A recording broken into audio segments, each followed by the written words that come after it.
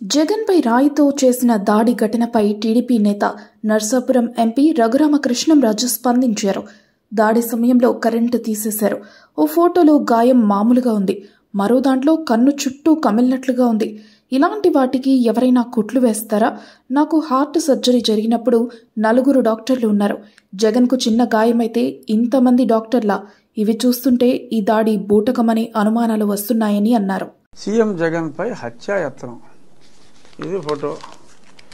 ఇక్కడ చిన్న దెబ్బ తగిలింది. ఆ సమయంలో దీపాలు ఆర్పారు, సాక్షి లైవ్ కూడా లేదు. ఇక్కడ ఒక చిన్న గీటు, రక్తం ఏమి కారిపోలా. దీనికి ఎవడన్నా కుట్లేస్తాడా? జనం వేయరు.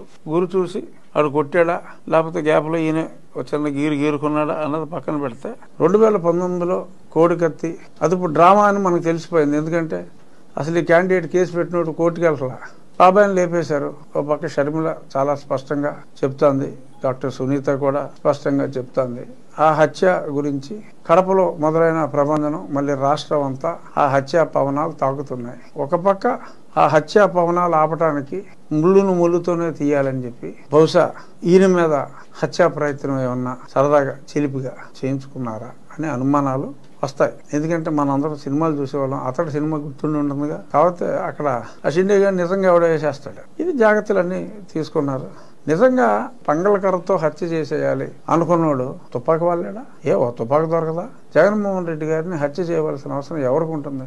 రేపో మాపో పోయేవాడు ఆయన. పోయేవాడు అంటే ఎలక్షన్లో ఓడిపోయేవాడు అని నేను చెప్పి. ఎలక్షన్ ముందు జగన్మోహన్ రెడ్డి గారిని బుద్ధున్నోడు ఎవడో కూడా ఇలాంటి చిలిపి ప్రయత్నం కూడా చేయరు. ఆలుకాలు చేసుకుంటే తప్ప. ఎందుకంటే ఆయనకి ఏదైనా అయితే ఆ పార్టీ పెద్ద మెజార్టీతో నెగ్గుతుంది. ఇది కేవలం సింపతి కోసం ఈ పొలిటికల్ అడ్వైజర్ గారు ఇచ్చే పనికిమాలిన సలహాలు ఇలా ఉంటాయి.